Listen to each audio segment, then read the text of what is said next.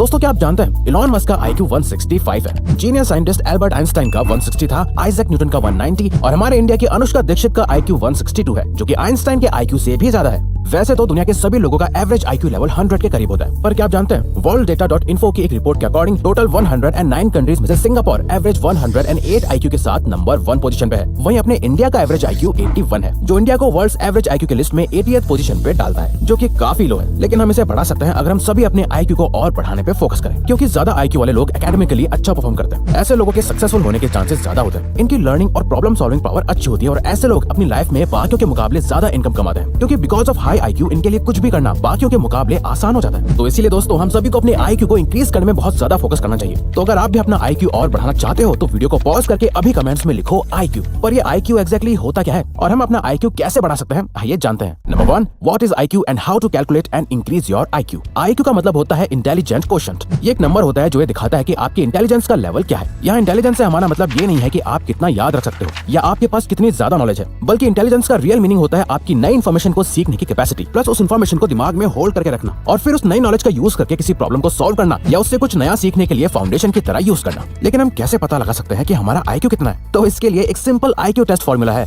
MA/CA multiplied by 100, जहाँ MA का मतलब है मेंटल एज, यानी मेंटली आपकी उम्र कितनी है। कुछ लोग अपनी उम्र के हिसाब से मेंटली काफी मैच्योर होते हैं, लोगों का दिमाग बच्चा ही रहता है, जैसा कि आपने कोई मिल गया में ऋतिक रोशन को देखा होगा। वहीं CA का मतलब होता है क्रोनोलॉजिकल एज, जो हमारी नॉर्मल बर्थडे एज होती है। पहले के टाइम पर ऐसा माना जाता था कि जब इंसान अपनी अडल्ट एज में पहुंच जाता है तो ह्यूमन ब्रेन की इंटेलेक्चुअल कैपेसिटी और IQ फिक्स्ड हो जाती है। पर टाइम टू टाइम इस टॉपिक पर कई रिसर्च की जा चुकी है और हर बार साइंस ने ये प्रूव करा है। और न्यूरोप्लास्टिसिटी इस बात का सबूत भी है कि इंसान चाहे तो अपनी इंटेलिजेंस यानी IQ को बढ़ा सकता है। न्यूरोप्लास्टिसिटी का मतलब होता है हमारा ब्रेन अपने न्यूरॉन कनेक्शंस को मॉडिफाई या उसमें कोई चेंज कर सकता है। इस डिस्कवरी के अकॉर्डिंग हमारा ब्रेन का जो ग्रे मैटर होता है, जो हमारे control movement, memory, logical reasoning और इमोशंस के लिए रिस्पॉन्सिबल है, वो टाइम के साथ एक्सपैंड और श्रिंक यानी बढ़ या घट सकता है, जैसा कि हमारी मसल्स के साथ होता है। अगर हम एक्सरसाइज नहीं करेंगे, उन्हें यूज नहीं करेंगे, तो वो लॉन्ग टर्म में बहुत डैमेज हो जाती है। वैसे अगर हमारे ब्रेन मसल्स की एक्सरसाइज नहीं होगी तो कई न्यूरॉन कनेक्शंस का यूज ना होने की वजह से आपकी मेमोरी अफेक्ट होने लगती है और आपके कॉग्निटिव फंक्शंस भी कमजोर होते जाते हैं। इसीलिए सबसे पहली बात आपको ये जानना जरूरी है कि आपकी IQ फिक्स नहीं है और सही ट्रेनिंग से आप अपनी IQ बढ़ा सकते हो। पर रिवायर्स अपनी IQ बढ़ानी कैसे?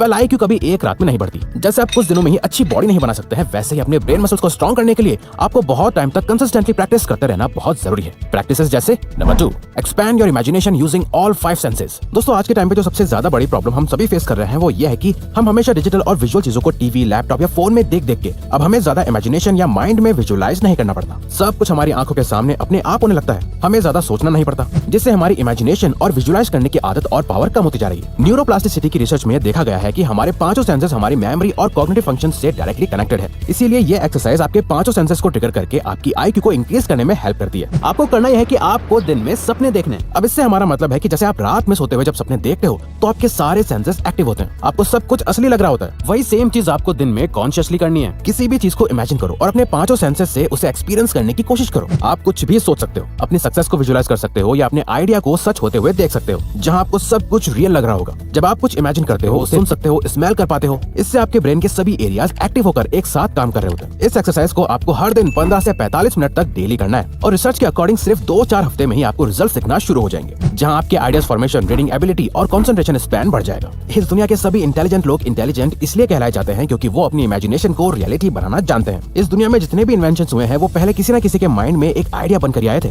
जिसके बारे में उन्होंने बहुत सोचा, उससे इमेजिन और विजुअलाइज करा, चाहे वो जमीन पे चलने वाली कार हो या आसमान में उड़ने वाला एयरप्लेन। इसीलिए जब आप अपने सेंसेस का यूज करके इमेजिनेशन और विजुअलाइजेशन की आदत बना लेते हो तो आपका IQ अपने आप इंक्रीज होने लगता है। Number 3, brain harmonics. दोस्तों आपने YouTube पे स्टडी म्यूजिक, मेडिटेशन म्यूजिक और ब्रेन पावर इंक्रीज करने जैसे म्यूजिक वीडियोस कभी न कभी देखे होंगे, जिन्हें ब्रेन हार्मोनिक्स या बायनोरल बीट्स भी कहा जाता है। पर क्या ये एक्चुअल में काम करते हैं? Well, association for applied psychophysiology and biofeedback के न्यूरोफीडबैक डिवीजन के फॉर्मर प्रेसिडेंट सिगफ्रीड ऑथमर ने एक ब्रेन वेव ट्रेनिंग एक्सपेरिमेंट करा था, जहां उन्होंने अपने पार्टिसिपेंट्स को डिफरेंट वेवलेंथ्स को कंबाइन करा हुआ म्यूजिक सुनते हुए रेगुलरली मेडिटेट करने को कहा। जिसके बाद ये देखा गया कि जिन लोगों ने ब्रेन हार्मोनिक्स का यूज करके मेडिटेशन करा था उन सभी के एवरेज IQ में 23% का इंक्रीज हुआ था। दोस्तों हमारा ब्रेन 2 हिस्सों में डिवाइडेड है जो अलग अलग तरह से काम करते हैं। होता है। ब्रेन हार्मोनिक्स में कुछ साउंड्स को ऐसे डिजाइन करा जाता है जिससे सुनकर आपके ब्रेन के दोनों पार्ट एक साथ सिंक हो जाते हैं, जिससे हमारे ब्रेन में कई चेंजेस आते हैं। आपके न्यूरॉन कनेक्शन स्ट्रॉन्ग हो जाते हैं और आपका IQ भी इंक्रीज होने लगता है। इसे करने के लिए आपको हफ्ते में कम से कम 4 दिन रेगुलरली 30 मिनट के लिए ऐसे साउंड्स को सुनना है जिसे सुनते हुए आप चाहो तो मेडिटेशन कर सकते हो, स्टडी या कोई प्रॉब्लम और आइडिया पे काम कर सकते हो, जो आपकी कंसंट्रेशन, मेमोरी और ब्रेन पावर को बढ़ाएगा। Number 4, do something new and creative daily. American psychologist Richard J Haier ये देखना चाह रहे थे कि अगर ह्यूमन ब्रेन को किसी नॉवल यानी नई एक्टिविटीज में पार्टिसिपेट कराया जाए जो उसने पहले कभी एक्सपीरियंस ना करी हो, तो उस दौरान ब्रेन में किस तरह के चेंजेस आते हैं। जिसके लिए उन्होंने टेट्रिस गेम को एक नॉवल एक्टिविटी की तरह लिया, जहां उन्होंने ये वीडियो गेम उन लोगों को खिलाया जिन्होंने कभी अपनी लाइफ में ऐसा कुछ नहीं खेला था।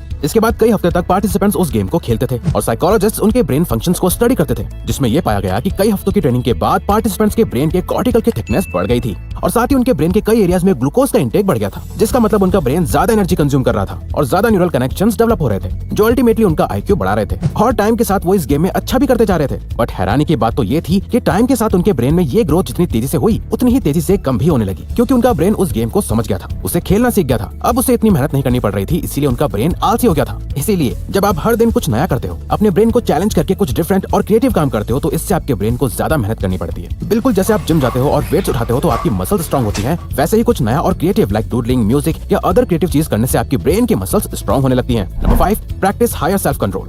सेल्फ कंट्रोल और इंटेलिजेंस आपस में बहुत ज्यादा कनेक्टेड है और अपने ऊपर कंट्रोल रखने से आप अपना IQ इंक्रीज कर सकते हो। 2009 की येल स्टडी में पार्टिसिपेंट्स को एक IQ टेस्ट करने को दिया और उन्हें ऑप्शन दिया कि इस IQ टेस्ट के बदले उन्हें रिवॉर्ड मनी दी जाएगी, पर उनके पास ऑप्शन था कि वो IQ टेस्ट देने के बाद इमीडिएटली ये रिवॉर्ड ले सकते थे या फिर वेट करके बाद में ले सकते थे। अब जिन लोगों ने अपने रिवॉर्ड्स के लिए वेट करा, उन लोगों के IQ टेस्ट में बाकियों से हाई स्कोर्स थे, जिससे एक्सपर्ट्स ने ये कंक्लूड करा कि जो लोग इंपल्सिव डिसीजंस को रोक पाते हैं और खुद के इमोशंस और एक्शंस पर अच्छे से कंट्रोल रखते हैं, वो मेंटली भी ज्यादा इंटेलिजेंट होते हैं। अमेरिकन ऑथर मारिया मैंस कहती हैं, the sign of an intelligent people is their ability to control their emotions by the application of reason. यानी हायर IQ का मतलब अपने माइंड और इमोशंस को फुल कंट्रोल में रखना होता है। अगर आपको पता है कि आपके लिए कुछ गलत है, फिर चाहे आपके आसपास के लोग आपको कितना भी फोर्स क्यों ना करें, आप कभी उस काम में शामिल नहीं होते। आपका अपने ऊपर बहुत स्ट्रॉन्ग सेल्फ कंट्रोल है, यानी कहीं ना कहीं आपके इंटेलिजेंस को ये बढ़ाता है। इसीलिए हायर सेल्फ कंट्रोल को प्रैक्टिस करने से आप अपने IQ को भी बढ़ा सकते हो। तो अगर आपको ये वीडियो अच्छी लगी तो वीडियो को लाइक और सब्सक्राइब बटन पे क्लिक करके इस चैनल को सपोर्ट करो और हाँ, बेल नोटिफिकेशन ऑन कर लीजिएगा ताकि आप आने वाली वीडियोस मिस ना कर पाओ। Thank you for watching.